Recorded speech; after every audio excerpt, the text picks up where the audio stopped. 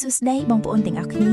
តើអ្នកចង់ចេះឆុងកាហ្វេហ្វីនដែលមានរសជាតិឈ្ងុយពណ៌ស្អាតសម្រាប់បងដែលចង់ធ្វើញ៉ាំខ្លួនឯងឬធ្វើលក់តាមទូកកាហ្វេ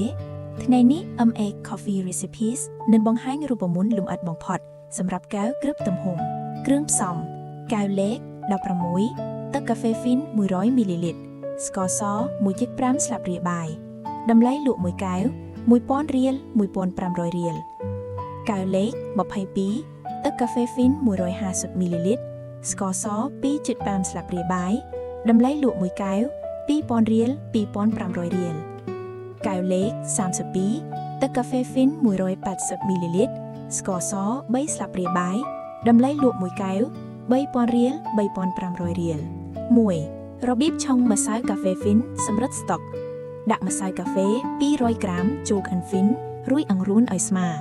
សង្កត់បន្ទះដែកពីលើតិចៗកុំសង្កត់ខ្លាំងពេកចាក់ទឹកក្តៅសីតុណ្ហភាព95ទៅ100អង្សាសេប្រហែល200មីលីលីត្រចូលទៅក្នុងហ្វីនទុកចោលរយៈពេល3ទៅ5នាទីដើម្បីឲ្យម្សៅកាហ្វេរីកនិងបញ្ចេញជាតិហ្គាសចេញមកក្រៅជំហាននេះសំខាន់ណាស់ដើម្បីឲ្យទឹកកាហ្វេចេញមកខាប់ល្អចាក់ទឹកក្តៅដែលនៅសល់400មីលីលីត្រចូលទៅក្នុងហ្វីនយឺតគ្រប់គម្របរួចរង់ចាំរហូតដល់កាហ្វេតក់អស់ជាទូទៅប្រើពេលប្រហែល15ទៅ20នាទីសម្រាប់បរិមាណច្រើនបែបនេះក្រោយពេលតក់អស់អ្នកនឹងទទួលបានទឹកកាហ្វេប្រហែល1លីត្រ 2. ជំហាននៃការលាយភេសជ្ជៈ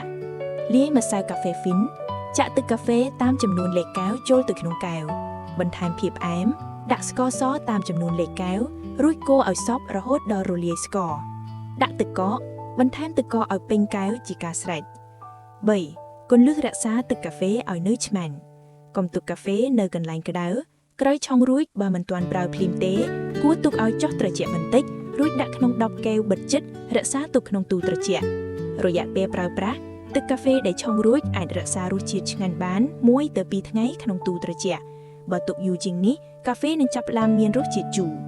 ការប្រើប្រាស់ពេលយកចេញពីទូត្រជាក់មកលក់អ្នកគ្រាន់តែក្រឡឹកដបបន្តិចរួចវាស់តាមកម្រិតកែវនីមួយៗជាការស្រេចអរគុណសម្រាប់ការតាមដាននិងគាំទ្ររាល់វីដេអូរបស់ MA Coffee Recipes ជួយ follow like share និង comment របស់បងប្អូន